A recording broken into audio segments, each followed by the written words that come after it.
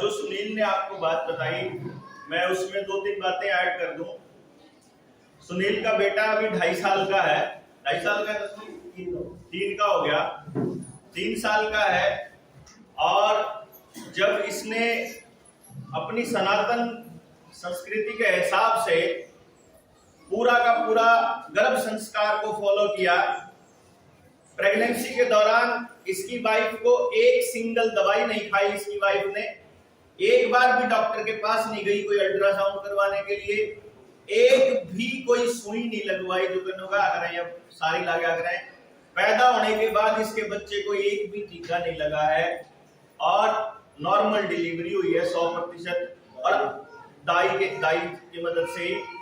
और आज तक एक सिंगल दवाई की बट्टी नहीं खाई इसके लड़के ने। और अगर आप उससे मिलोगे, लड़के से 3 साल का है, आप उसका दिमाग, उसकी चंचलता और सबसे बड़ी बात उस बच्चे की खासियत क्या देखी, आपको वो हंसता ही मिलेगा। जो आज के टाइम के बच्चे हैं, जिस टाइप से वो अस्पतालों में जाते हैं और जो उनकी नेचर है वो आपसे ज्यादा कौन जानता है। मतलब उस बच्चे को आप देखोगे तो वो पूरा एक दिन हंसता रहता है, एक्टिव रहता है, दौड़ता रहता है। मैं ये क्यों कह रहा हूं कि जिनको ये बातें समझ में आ गई उन्होंने अपनी अगली पीढ़ियों पे काम करना शुरू कर दिया, और जिनको समझ में नहीं आई उन्होंने अपनी पीढ़ियों पे काम करना बंद कर दिया, और पीढ़ियों पे काम करना बंद करने के बाद वो पीढ़ियां बर्बाद होती चली गई। आज अपने परिवारों के हालात देखो आप, प्रेम प्यार कितना है, सुख शांति कितनी है, हंसी ठट्ठे कितने हैं, भरोसा कितना है एक दूसरे के ऊपर, और कैसा समाज बना दिया, और अपने बच्चे के लिए कैसा भविष्य देख रहे हैं। एक बार देखो तो नजर दौड़ा के अपना बचपन याद करेंगे अगर आप लोग, और मैं अपना बचपन याद करता हूं तो मुझे वो टाइम याद है कि जब ना मतलब रोटियां का टाइम होया करता तो हमारी माँ ने टेंशन नहीं होया करती कि छोरा कित होगा, जित भी होगा आपको मिल जाओगी रोटी, क्यों जी होया करता ना। और आज के टाइम में आप अपने बच्चे को पड़ोसी के घर नहीं छोड़ सकते, लड़की तो छोड़ दो, लड़के को नहीं छोड़ सकते आप अगले घर में। यानी आपने ऐसा समाज बनाया, और इसके अंदर रोल किस चीज का है। अगर कोई सोचे कि ये समाज ऐसा बना कैसे, तो इसका जवाब आपको एक ही मिलेगा, केवल एक मिलेगा, कि जिसके बात समझ में आई या तो वो चुप हो गया। क्या बात समझ में आई कि अपना समाज बर्बाद होने लग रहा है, अपनी अगली पीढ़ियां बर्बाद हो रही हैं। जिसको ये बात समझ में आई या तो वो गांव छोड़ के शहर चला गया, भाई हम तो अपने बालक ने कौन पढ़ा दे कुछ नहीं करा, या उसने कुछ भी करना बंद करके वो चुप हो गया, अपने घर में कैद हो गया। और जो समाज के ठेकेदार बने वो फिर निकम्मे और गंदे लोग ठेकेदार बने, और उन्होंने फिर ऐसा समाज दिया हमारे बच्चे को कि आज आप इस हालत में है कि आपका बच्चा बड़ा होकर क्या करेगा, आपको किसी को भी इस बात का भरोसा नहीं है कि हमारा समाज उसको ठीक जगह पर रख लेगा। क्यों जी, कैसा समाज होता होगा अपना। अगर मैं बात करूं मतलब आज से 100 साल पहले की बात करूं, 200-250 साल पहले, और पिछले 40 साल पहले ही चले जाओ, सिर्फ 40-50 साल पहले ही, क्योंकि आप में बहुत सारे लोग होंगे जो उस टाइम में सोते संभाल लिए होंगे। 40-50 साल पहले भी मैंने देखा है कि गांव में किसी भी आदमी को बेरोजगारी नहीं झेलनी पड़ी थी। क्यों जी, बेरोजगारी नाम का वर्ड नहीं था, आप भूखे नहीं मरोगे, इतना पक्का था। भैया करता जरूरत बेशक ना हो, पर कुम्हार पे इतने गड़े, इतने चुगड़े, इतनी कुलिया तो लेनी है। क्यों जी, होया करता ना भाई, वो काम तो पक्का लेना है जमींदार ने। और उसके डांगरा खातर जो न्यार की जो गठड़ी लेनी थी उसने, या किसी ने अगर हमारा साफ सफाई का काम कोई कर रहा है, या फिर हमारा कोई मतलब किसी दूसरी जगह पे कहीं धोबी का अगर चलन है, या कहीं नाई का है, तो सबके लिए रोटी का इंतजाम होया करता। और जमींदार अपनी सारा दिन काम करके अपना जैसा तैसा करके खाया करता, भूखा तो नहीं मरे था ना कोई।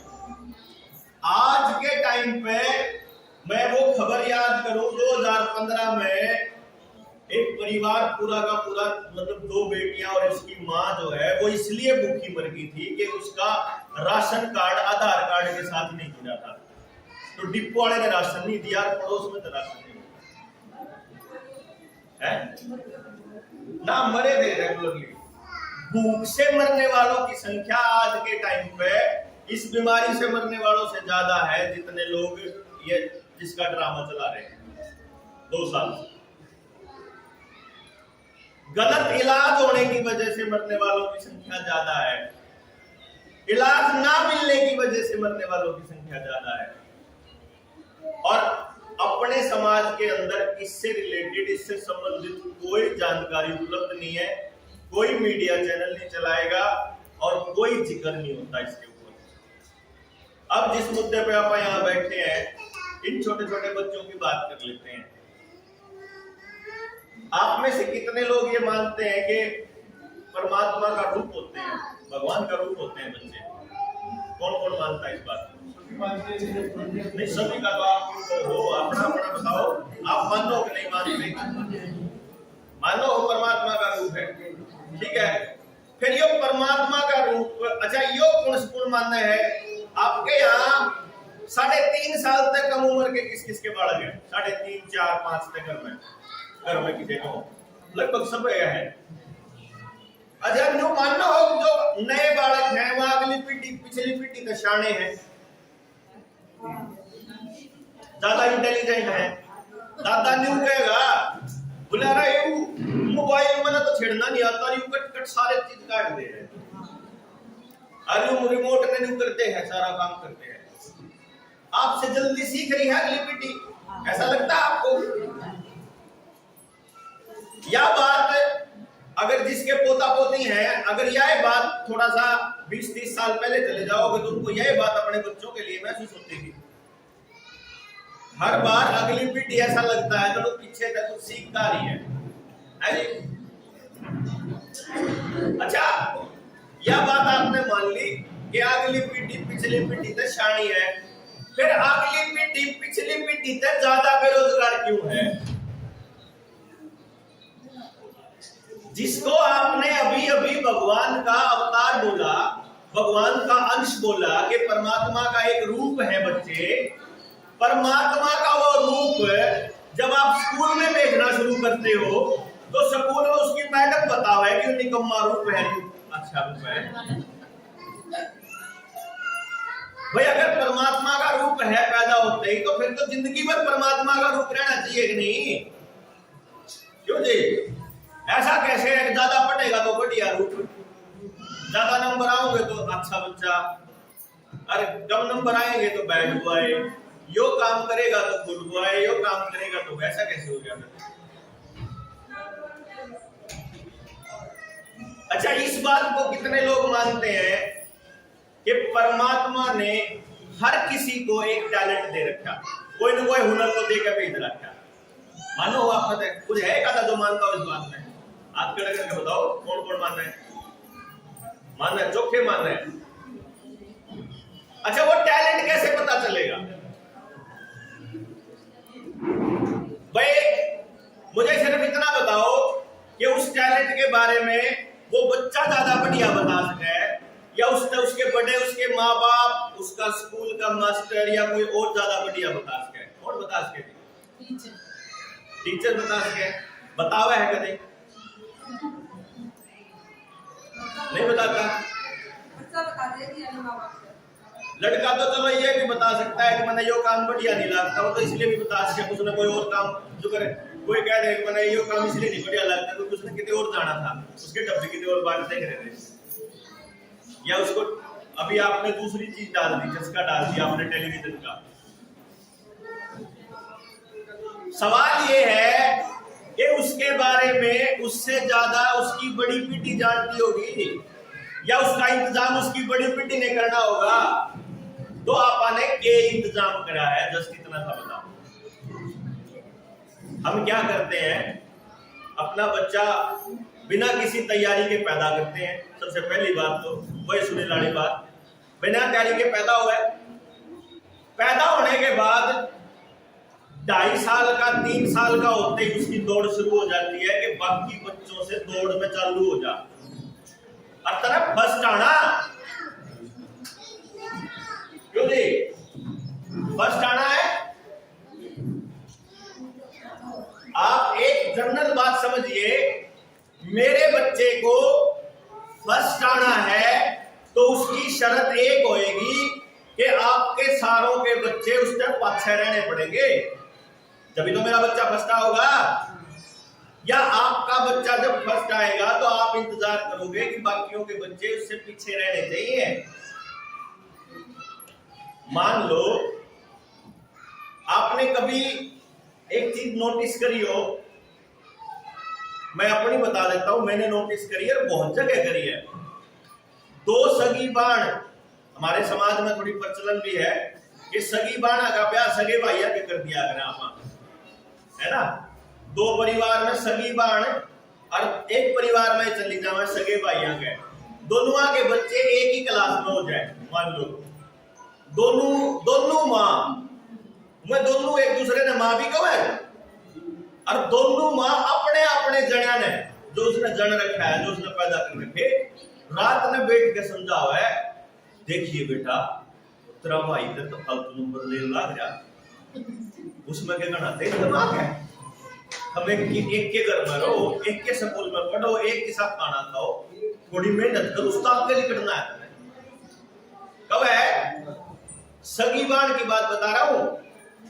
अगर 2 सगे बाण भाई एक के नंबर ज्यादा आते हो और एक के कम आते हो, तो जिसके कम आवे है उसकी माँ उसने समझा है और सुना है और कई बार धमकावे, और फिर माँ के जाए पाछे, बाबू के जाए पाछे, फिर उसने कहे तेरे कान डांट पड़ी है, जब तू कम पढ़ा है तो मेरा क्या पड़ा है, तेरे गणे नंबर आ जा तो मेरे डांट पड़ा है। ये मैं कॉमन बात बता रहा हूं।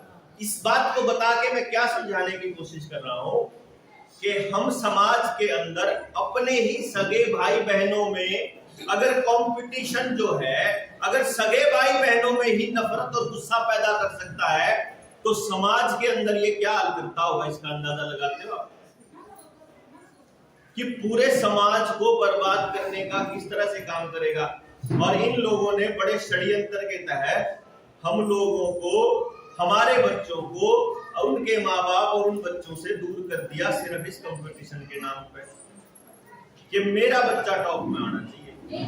भाई जब मान लो मैं सुनील कितने बढ़िया दोस्त हो, इसका छोरा मेरा छोरा मान लो एक क्लास में पढ़ते हो, बराबर उम्र हो, एक पेपर दे रखा हो और इंटरव्यू में जाना हो, और 2 में तो एक ना नौकरी मिलनी हो, तो बताइयो मैं किसकी दुआ मांगूंगा, किसकी मांगूंगा? और जब मैं न्यू कहूं क्यों करे इसका छोरा है, ताप को चढ़ जाए जावे नहीं तो मेरा काम आसान हो जाए। लेकिन ऐसी सोच बनने लग रही, सोच गलत है, इसीलिए चर्चा चल रही है और ये बढ़ रही है। सबसे बड़ी बात, समाज के अंदर जब आप केवल अपने बच्चे के बारे में सोचोगे तो उसके लिए जरूरी है कि आपको बाकियों के बच्चों के बारे में कम सोचना पड़ेगा। जब थोड़ा कम सोचो तो समाज का उस तबके को, ये समाज के उस तबके को ये सोचना पड़ेगा कि अपनी सोच का दायरा इतना बड़ा कर दिया जाए कि मेरे बच्चे जितना ही जरूरी है आपके बच्चे का भी आगे बढ़ना। अपने समाज में जो हमारे पुरखों ने हमारे को एक लाइन दे रखी है बहुत बढ़िया कि भाई बालक तो सबके साथ ले होया करें, बालक तो सबके गांव के साथ ले होया करें। तो भाई जब बालक सबके साथ ले होया करें तो उनके लिए उनकी शिक्षा का, उनके रोजगार का, उनके जीवन यापन का, उनकी जिंदगी का इंतजाम साझला क्यों नहीं होता?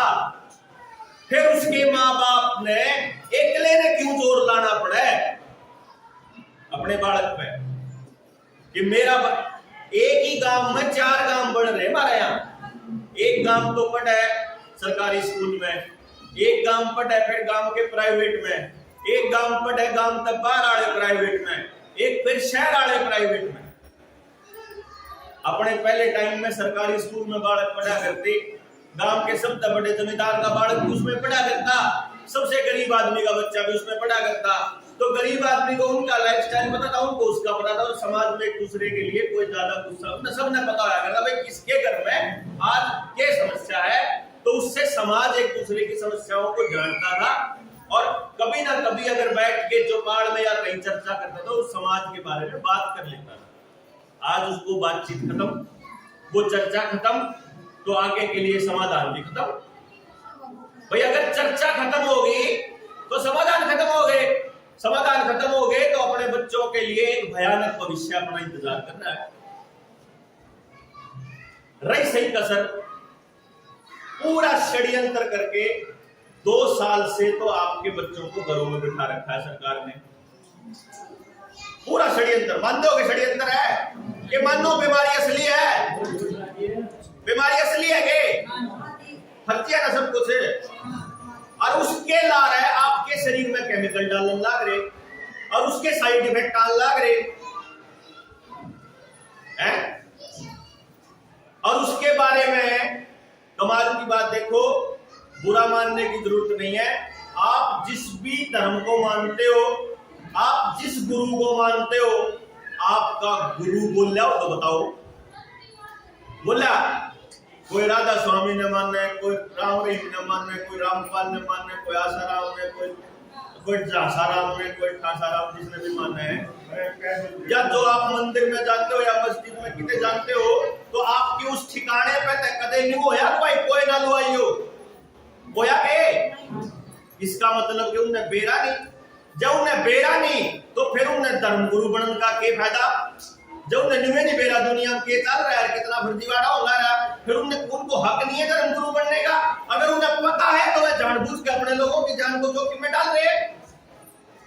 क्यों जी?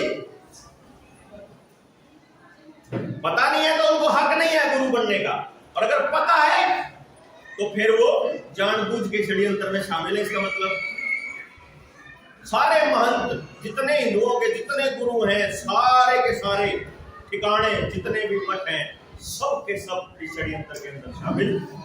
सारी पॉलिटिकल पार्टी, आप जिस भी पार्टी को सपोर्ट करते हो, वोट करते हो, उनमें तक कोई बोला बताइयोगे? आपका कोई नेता बोला? नहीं बोला।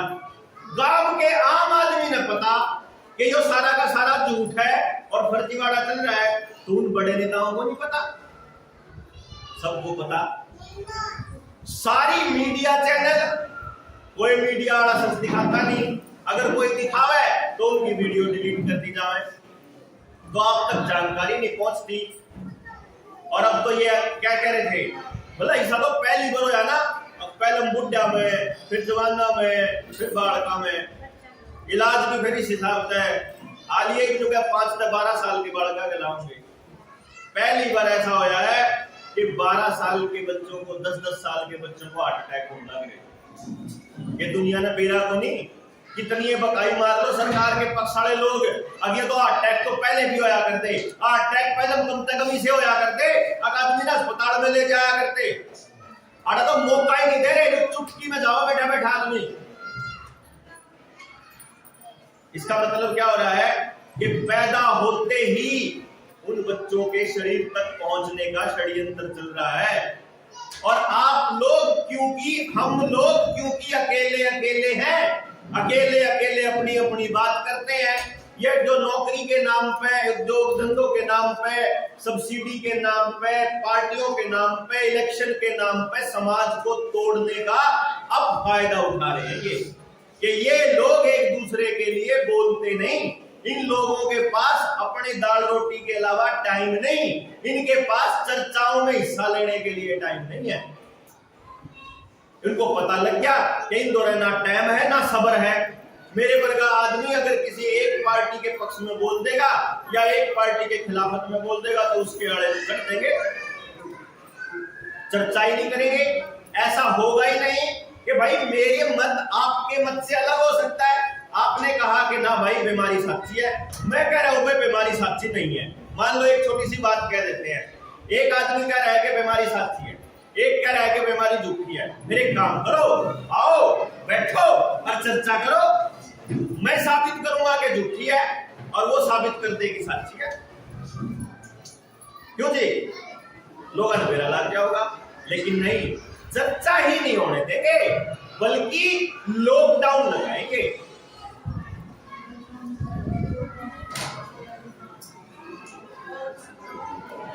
आपके गांव में याद हो, एक बार कबड्डी के गेम हुए थे जाटासी में, उस टाइम कटारिया साहब भी थे मेरे साथ में और मैं भी आया था।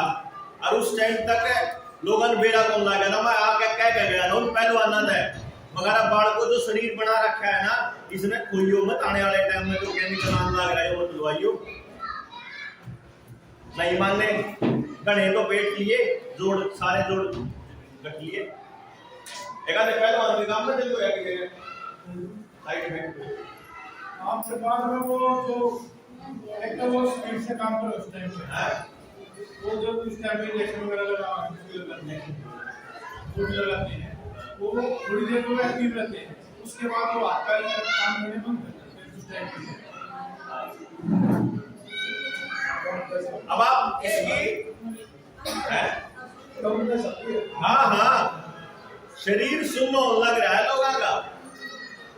और जो प्रेगनेंसी के दौरान लगवाए थे जिन लोगों ने, उनके बच्चों को क्या क्या आने वाले टाइम में समस्याएं आएंगी ये तो समय बताएगा। और लोग कहेंगे तो पहले भी होने लग रही थी, blood pressure, sugar, heart attack तो पहले भी था, वो पहले आपको दिया गया था ताकि आपको ये नॉर्मल लगने लग जाए। वो कैसे? जैसे सुनील बताओ था, आपके खेतों के अंदर जो पेस्टिसाइड दिए थे, जो इंसेक्टिसाइड दिए थे, जो जेनेटिकली मॉडिफाइड बीज दिए थे, जो आपको बीज दिए गए बाजार वाले, उनके अंदर बीमारियां डाल के दी गई। आपको खेती करते होंगे जी, खेती में आपने देखा होगा कि 2 साल बाद वह बीमारी जो पाछा आया करती वह ना आती, नई बीमारी आवे नहीं आवे ना, इसका मतलब हाँ जी, एक नई बीमारियां आने लगी है और लोगों को नपुंसक जो ये 50 साल से नपुंसक कर दिया इस बीमारी ने। मैं वो कहने लग रहा कि ये जो पेस्टिसाइड डालने लग रहे हैं, इसमें नई बीमारियां हैं, ये जो बीज आवे हैं, इसका मतलब क्या हुआ? आपकी मिट्टी में बीमारी नहीं है, इसका मतलब है कि बीमारी उस बीज में है। तो जब वो बीज वाली बीमारी आपकी फसल में होने लगी तो आपके शरीर में भी तो होगी। हो रहा है। ये तो सरकार की रिपोर्ट है जो सुनील बताओ था कि 30% नपुंसकता है अपने समाज में। यानी 100 बालक का ब्याह हुआ है तो 30 बालक तो नपुंसक हैं, या बांझ है या नपुंसक हैं। और आने वाले टाइम में ये संख्या वैसे ही होने वाली है जो खेत वाले बीज की होती। जो खेत का बीज है वो सारा बाजार से आता है, और जो डांगरा का बीज है वो 70-80% बाजार का है, और मानस का 30% आवे बाजार तक। आने वाले टाइम में मानस का बीज नहीं बचना अगर ये लगवाते रहे अपने बालका के। लेकिन सरकार क्या करेगी? ये सरकार एक बात जगह कोने के ये तो उनको रहती है, सरकार बना रही प्रेशर, और ये बनाएगी अभी और ज्यादा। और आपका कोई गुरु नहीं बोलेगा, आपके धर्म, आप जिस धर्म को मानते हो धर्म को मानने वाले लोग नहीं बोलेंगे, आप ही को बोलना पड़ेगा।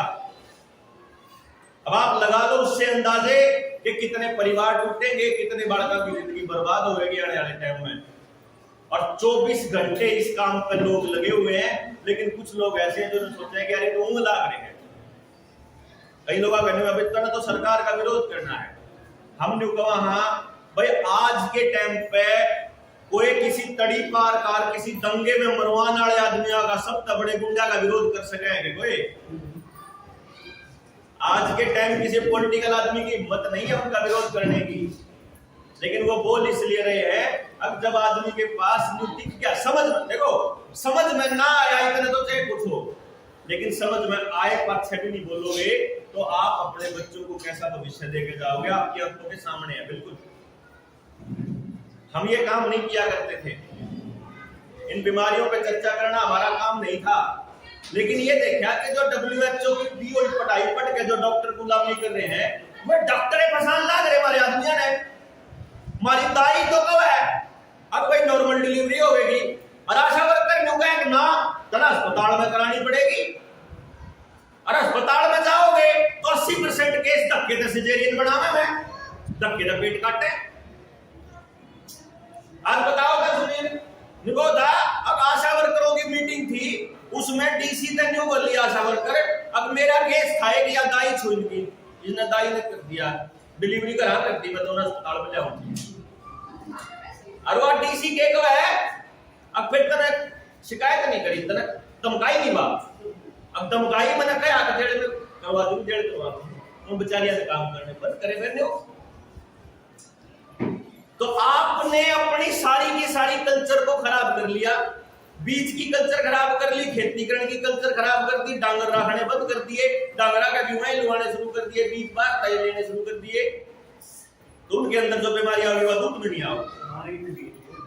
अब जो आप लोगों के बच्चों के अंदर ये केमिकल डालने लग रहे हैं, उसकी वजह से हार्ट अटैक, ब्लड प्रेशर, अंधरंग, पैरालिसिस, शरीर सुन्न होना, शरीर में दर्द रहना, मतलब कई आदमी तो इसे है जो बोले है ओए चले जा है बस हो लिया इसका तो काम भाई इतनी बार में।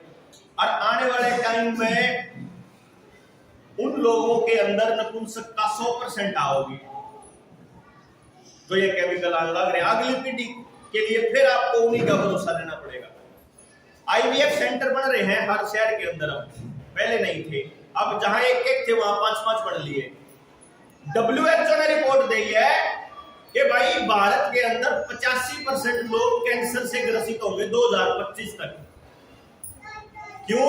वो क्या कह रहे हैं कि दूध खराब पीवे हैं। उन्होंने अपनी रिपोर्ट में कहा कि दूध खराब पीवे ज्यादा होएगा। मैंने कह रहा गारंटी था जो केमिकल शरीर में डालने लग रहे इसकी वजह से हो गया कैंसर, लेकिन वो नाम किसी और का देंगे। आपका जो मोबाइल है ये 24 घंटे आपका सर्वेलेंस रखता है। आप अपने मोबाइल को हाथ में जेब में लेके चलते हो ना, तो मोबाइल सामने ये बता देगा क्या कदम चले आप पूरे दिन में, बता देगा जी कितने कदम चले, आपकी हार्ट बीट क्या थी, आपका ब्लड प्रेशर क्या था, कितनी साइकिलिंग करी, कितनी गाड़ी में ड्राइव करी, सब बता दे है। अब कंपनी के पास गांव के हर आदमी का डेटा है कि इस गांव का 80% आदमी दिन में इतने कदम चल रहा है। मान लो 1000 कदम चल रहे हैं, वो 2000 कदम चल रहे हैं, तो अपने मोबाइल में देखने लगा। अब अगले दिन खबर में आ जाए अखबार में कि जो लोग 5000 तक कम कदम चल रहे हैं उनमें हार्ट अटैक के खतरे ज्यादा है। तो बात तो एक हजार चालू, अब कंपनी ने मेरा कितने % है, तो 80% आदमी न्यू सोच चल लग जाएंगे कि मेरा हार्ट अटैक कम चालन था आया, उन्हें न्यू कर मेरा ये इसकी वजह से आया जो केमिकल शरीर में चलना गया। ऐसे दिमाग को मैनिपुलेट करता है ये डाटा, और हम लोगों को नहीं पता क्योंकि हमारे को टेक्नोलॉजी से इतना अनछुआ रखा जाता है। 1960-70 के दशक में बढ़ के तैयार हो गए थे मोबाइल, आए कदम आ रहे 2000 के बाद है, तो हम लोगों को कैसे समझ में आएगी टेक्नोलॉजी। आज एलन मस्क के पास वो टेक्नोलॉजी है कि वो आदमी को जिंदा कर सकता है। पता आपको ये कैसे? आपकी मेमोरी को वो एक जैसे आप फोटो अपने कार्ड में डाल दिया करा ना, मेमोरी कार्ड में, न्यू अपनी जो शरीर की जो अपनी याददाश्त है उसको एक मेमोरी कार्ड में डाल के और अपने जैसा बिल्कुल शरीर बना देगा। वो शरीर बिल्कुल आदमी जैसा, जैसा मैं हूं न्यू का न्यू, और वो मेमोरी उसके अंदर रिप्लेस करके मेरे को बना देगा न्यू का न्यू लगेगा जो तो यो है, सारा कुछ याद रहोगा, सब कुछ। लेकिन यह टेक्नोलॉजी बन ली 2000 न्यूरालिंक कंपनी ने बनाई हुई है। अब आप लोगों को ये मालूम नहीं है, आने वाले टाइम में आपके शरीर में चिप लगाएंगे ये हाथ में। थोड़े दिन चला था ना ड्रामा, सर्टिफिकेट दिखाना पड़ेगा, सर्टिफिकेट दिखाना पड़ेगा, आजकल थोड़ा ढीला चल रहा है। अगर ये चल पड़े स्पीड से तो उनको सर्टिफिकेट दिखाना पड़ेगा। अब सर्टिफिकेट रोज रोज लेके नहीं जा सकते, तो एक काम करो, एक चिप लगा लो, थोड़ी सी चावल के दाने जितनी, RFID बोलते हैं। RFID देखिए, कभी देखिए आपने देखी किसी ने? गाड़ी में आके फास्ट टैग लगा के देखा है, वो RFID से चलता है, रेडियो फ्रीक्वेंसी से चलता है। यानी कि आपके हाथ में लग रही है तो आप कहीं से जाओगे तो वो ट्रेसर अपने आप ट्रैक कर लेगा कि ये आदमी यहाँ गया है। इसमें 24 घंटे आपके ऊपर सर बताएंगे ये कि हर एक कागज इसमें है। फिर एक चिप आएगी जो आपकी रीढ़ की हड्डी में और यहाँ खोपड़ी में लगेगी। ये आखिरी टारगेट है उनका। रीढ़ की हड्डी में कैसे लगाएंगे वो? जिनको अब ये केमिकल डालने की वजह से पैरालिसिस हो जाएगा ना, अंदर मार देगा, तो उन्हें क्या करना है? आपके गांव में किसी का अंदर मार रखा है तो वो उसके बाद चिप रीढ़ की हड्डी में लगा कर दे देंगे, या फिर यहाँ लगा देंगे खोपड़ी गुर्दी के पीछे यहाँ। तो अगर उनको शरीर चलता किससे है? दिमाग से चलता है। दिमाग का उस हिस्से का कनेक्शन कट जाता है तो वहां अंदर मार जाता है, वहां पे पैरालिसिस हो जाता है। वो उस कनेक्शन को मतलब जो अगर बाईपास सर्जरी कह दिया गया है, जो अगर आपका फ्यूज उठ जाए, मान लो कहीं पे तार है, फ्यूज उठ जाए तो सीधे तार जोड़ दिया करा वहां। तो इस तरीके से जो नस काम करना बंद कर दिया, सीधा कनेक्शन दूसरी नस तक करके अपना शरीर का हिस्सा काम करने लग जाएगा। तो वो टेक्नोलॉजी उन लोगों ने बना रखी है कि आपको अगर वो चिप लगाने के बाद अगर आपके गांव का कोई आदमी जो पिछले 5 साल से पड़ा था अंदर लग गया, वो आदमी अगर आधे घंटे में चलने लग जाए तो आपको चमत्कार कहोगे? अब इस चिप में इतनी बड़ी खासियत है कि अटैक आने तक 5 घंटे पहले बीप बीप की आवाज आने लग जाएगी। तो सारे भज भज लाइन में न्यूए लगवाऊंगे जो करीब लाइन में लग रहे थे, समझे ना? तो ये दिमाग को कंट्रोल कैसे करते हैं? आपके मोबाइल, इंटरनेट, अखबार और टेलीविजन के जरिए। आपको तो टेलीविजन में जो दिखा हुआ है साक्षी नजर आ रहा है, और टेलीविजन में आपको वो बताया जाता है जो आपको बताना होता है, जो आपका दिमाग काबू करना होता है। जैसे जब खेत की जमीन को बर्बाद करना था तो इन्होंने खेती के कार्यक्रम चलाए। हरियाणा वाले सारे किसान भाई ने रामफल भाई की राम राम सुने होंगे मेरे लोग, और मैं रामफल भाई हरा के खेती करवन सिखाया करते, उनसे कहते खेत में भी ना गए होंगे। मैं बुलाया करते उन लोगों ने जो जिन एक्सपर्ट गया करते, और वो एक्सपर्ट बताया करते कौन सा केमिकल डालना। वह कंपनियां आड़े उसकी थोड़ी और कंसंट्रेशन बढ़ा दे, बेचने वाला कहते थोड़ी और फालतू करूंगा, किसान सोचता था थोड़ी और गिर की फालतू है। वो एक्सपर्ट आपको ये नहीं बताते कि उसे यहाँ खाने चढ़ाए हैं अपन है, ये न्यू के न्यू कर सके हैं, वो रास्ता तो बतावे। लेकिन वो धरती जो है वह जो दिख भी मैं सुनील जान लग रहे थे एक दिन आग लगे पीछे का जमीन देखना थे भाई, जब माटी ने आग लावा हाँ तो वह तबके ने करनी हो कि नहीं हो, तो वह क्यों पत्थर बनाने लग रहे हो अपनी माटी ने? न्यू कौन बतावे? उसका समाधान नहीं बताओगे। बिना केमिकल के कैसे खेती कर सको? अपने बड़का के अंदर वो पेस्टिसाइड ना जान दो। क्यों? क्योंकि आपने जरूरत महसूस नहीं होती। अपन तो सारी चीज बाजार में पैकेट में मिल जाए। जितना सामान दुकानों पे पैकेट में आ रहा है ना, जितना भी सामान पैकेट में आ रहा है, सब के सब में इतनी मिलावटें हैं कि आपके बच्चों को आने वाले टाइम में भयंकर बीमारियां होने वाली हैं। इतना ये दुकान नहीं थी, इतने ये पैकेट वाले सामान नहीं थे। बता दो आज से 50 साल पहले कितने डॉक्टर आया करते गांव में? डॉक्टर था गांव में, कोई अस्पताल था? डॉक्टर ना होने का मतलब समझो कि बीमारी कौन थी। जब बीमारी होया करती तो हमारी माया दो रहे, हमारी दादी दो रहे, रसोई में होया करता इलाज। या चूर्ण की फाकी मार लेगा तो यो हो जाएगा, या दाल खा लेगा तो यूं दर्द ठीक हो जाएगा, या फलानी चीज दान दे ले तो हो जाएगा, या कान में तेल गिर ले, अरे चोट लाग रही है तो ले तेरा रोटी रोट पका के बांध ले, हो गया। लेकिन आपने दवाइयों का इतना ज्यादा यूज करना शुरू कर दिया कि अपना उन्हें असर कर दी। मैं देख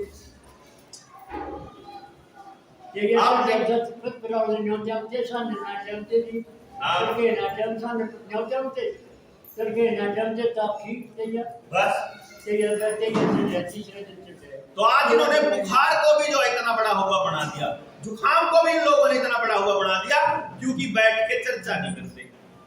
और इनका पहला काम लॉकडाउन था। और आने वाले टाइम में आपकी जिंदगी आसान होने वाली नहीं है, मैं आपको बताऊं, बहुत मुश्किल होने वाली है। 2033 तक चलेगा इनका ये प्रोग्राम। 2033 तक सारे जमींदारों की जमीन चाहिए, सब जगह बड़े उद्योग होंगे, छोटी दुकानदार सारे बर्बाद होंगे, जितने भी दुकानदार होंगे सारे इन कंपनियों के साथ टाइप में होंगे, छोटे मिस्त्री सब बर्बाद होंगे, छोटे दिन से अपनी गाड़ी गुड्डी लेकर गाड़ी को डाले रहे हैं, सब के सब घर बैठेंगे, बड़े ट्रक बड़े कार्गो चलेंगे, इन्हीं की गाड़ियां चलेंगी। मतलब आप अपनी गाड़ी से अपने साधन से कभी कुछ नहीं कर पाएंगे। आपके पास आपके बच्चे के लिए स्कूल नहीं बचेंगे। सरकारी स्कूल की जमीन ये बेचने लग रहे हैं, प्राइवेट स्कूलों को ये महंगा करते लग रहे हैं। जो स्कूल चल नहीं रहे हैं वो बिकने पे तैयार खड़े हैं, उन्हें बड़ी कंपनियां खरीदेंगी, ऑनलाइन पढ़ाई होएगी, पढ़ाई के नाम पे कर्जा मिलेगा, और जब बालक पढ़ाई कर लेगा तो उसने नौकरी लाओ, कर्जा सारी उम्र कर्जा करेगा। आपकी औलाद पैदा होते ही कर्जदार होगी, और जमीन कोई नहीं बचेगी, खाना किसी के पास नहीं होगा। अगर आपका खाना आपके हाथ में नहीं है, अगर आपका पानी आपके हाथ में नहीं है, पानी भी नहीं होगा आपके हाथ में। पानी देख लो, आप सारा सेंट्रलाइज करने लग रहे हैं, नलका नहीं ला पाओगे अपने आने वाले टाइम में, बोर नहीं कर पाओगे अपने आने वाले टाइम में। आपको टंकी का ही पानी पीना पड़ेगा, टंकी में चाहे कुछ गिर के दो। रोज की रोज क्लोरीन गिरने लग रहे आज के टाइम पे, रोज की रोज। समझो जो साल में सिर्फ 2 बार घड़ा पड़ना चाहिए। क्लोरीनेशन साल में एक बार होता है कि पानी की टंकी में वह काई कोई जम रही हो तो वह साफ हो जाए, इसलिए होता है। और वो शरीर में जाके शरीर को अंदर से किस तरह से जो जर ला गया, जंग लाग जाएगा लोहे गए, वो काम हमारे शरीर के करने लगा, वो भीतर जाके क्लोरीन, क्योंकि एसिडिक बनाएगा वो अंदर जाके। हाइड्रोक्लोरिक एसिड है, पानी अंदर पड़ा हुआ हमारे पास, पानी तो शरीर में होता ही है, क्लोरीन हो जाने लगा। इसका मतलब क्या होगा कि वो आपको पानी की टंकी से बीमारी दे सकते हैं। घड़ा में सब के सब लामे हुए पड़े रहोगे। आपका खाना उनके हाथ में। 40 करोड़ लोग थे गरीबी रेखा से नीचे 2014 में, आज के टाइम 85 करोड़ लोगों को घर बैठे खाना दिया, ये नरेंद्र मोदी ने संसद में बताया। अपनी एफसीआई के पास 250 लाख मीट्रिक टन अनाज होता था कि अगर देश में अनाज नहीं होएगा तो 2 साल तक घर बैठे खा सके पूरा देश। आज के टाइम में सिर्फ 40 लाख मीट्रिक टन बचा हुआ है, 6 महीने का राशन बचा हुआ है इस देश के पास। सिर्फ 6 महीने के बाद जो दूध के रेट है श्रीलंका की तरह 1200 रुपए किलो होगा, और आप दूध नहीं बेच पाओगे क्योंकि खुले दूध से बीमारियां होती है, ये एफएसएसएआई बताएगा। तो पैकेट वाला दूध लेना पड़ेगा। अनाज आपको नहीं मिलना, पानी आपको नहीं मिलना, दूध आपको नहीं मिलना। उसके बाद जब आप कहोगे जीवा के उपकर हम अपने बच्चों को क्या खिलाएं, तब आपको बताया जाएगा बच्ची खुलवानी पड़ेगी, पहले घर में रहना पड़ेगा। पहले लॉकडाउन जो ही ऑनलाइन ना वो फिर मानोगे। आज खड़े नहीं होए तो उस दिन गुलामी के उस लेवल पे हो गए कि रोटी भी नहीं बचेगी, फिर करता है। आजकल तो जो है कि गांव के 50 आदमी गांव में तो लगड़ जाए, बाकी गांव रोटी खुआ देगा, उसके घर क्या ना कि गांव ने बचाने खातर 20 लगड़ लो भाई कमी। उस टाइम पे को ना मेरी आप तो है। फिर तो ये होगा कि चार राशन की प्लेट है और 5 आदमी है, तो एक दूसरे से मार दोगे, बाकी 4 खा लोगे, तो सारे आपस में मरेंगे। जो होगा फिर तो जुकर आज नौकरियां खातर हो रहा है भाई, 22 लाख फार्म भरे जाए और 18,000 भर्ती हो तो 21,82,000 माँ बाप तो नहीं सोचते ना हमारी औलाद में कमी है, हम तो न्यू बांट दिखाएंगे ना सारे सुरक्षा दिए। इसलिए ये बहुत जरूरी है कि आप लोग हम लोग मिलकर के इस षड्यंत्र का पर्दाफाश करना शुरू करें और इसके ऊपर बोलना शुरू करें, नहीं तो कुछ होने रहना है, कोई नौकरी नहीं। क्योंकि कई लोग तो अपना काम धंधा छोड़ के फरन लाग रहा, मैं चंडीगढ़ रहा करूं, फैमिली मेरी क्यों फिर है, अरे जब समाज ही नहीं बचेगा मैं क्या करूंगा, कितना लगे। जब सारी सरकारी जमीन बिक लेंगी, आप गांव के सरपंच के पास जाइयो और उसने पूछियो सितंबर 2021 में प्रधानमंत्री कार्यालय से चिट्ठी है, सितंबर 2021 में ग्राम पंचायत को कि आपने अपनी कौन सी जमीन मोनेटाइज करनी है, लीज पे देनी हो, बेचनी हो, किराए पे देनी, कितनी भी देनी हो, बताओ। जोड़ बड़ी की जमीन, स्कूल की, अस्पताल की, पावर हाउस की, क्या की भी जमीन, तो जब वो सारी बिक लेंगी तो आपके बच्चों को कहां पड़ा हो गए, अगर नौकरी कित करेंगे, यानी सब कुछ साफ। लगा लो अंदाजा बिना बोले छोटे हैं सरकार की नौकरी तो ये ना छोटा ऐसा काम हो रहा है। तो मैं ये कहने की कोशिश कर रहा हूं कि आप लोग अपने अपने गांव में जहां आप हैं अपने पड़ोस को जगाना शुरू कीजिए, आप उनको बताना शुरू कीजिए। आप उन लोगों को संगठित करना शुरू कीजिए। दोबारा आएंगे, दोबारा लॉकडाउन आने लग रहा है। अभी ये रेडिएशन की चेकिंग करेंगे। ये कह रहे हैं 4G काम नहीं करता, 5G लेके आएंगे। जिस टाइम पे पूरी तरह से जब अपने शबाब पे होंगे ना ये लोग, जब पूरी चेकिंग करेंगे, पूरी टेस्टिंग कर रहे होंगे, उस टाइम आपका दम फिर घुटेगा, ऑक्सीजन की कमी आपको फिर आएगी, बुखार आपको फिर आएगा, आपके नाक में पपड़ी फिर जमेगी, आपके लोहे की चीजा का हलाओगे, करंट फिर लगेगा, जो एल्यूमिनियम के दरवाजा का लगा था पहले, दोबारा से लगेगा। और उस टाइम पे ये कहेंगे अगली लहर आ गई, फिर ये कहेंगे जल्दी से लगवाओ सबको, फिर ये कहेंगे लॉकडाउन आ गया, फिर लगाएंगे ये। आपको अपने गांव रेडिएशन मुक्त भी करने पड़ेंगे। ये जितने टावर इन ला रखे हैं ना, ये सारे के सारे इनके पार्ट के उल्टे पचाने पड़ेंगे, क्योंकि ये इंटरनेट आपके बच्चे की बर्बादी का कारण बनेगा। ये तो दिखने लग गया होगा,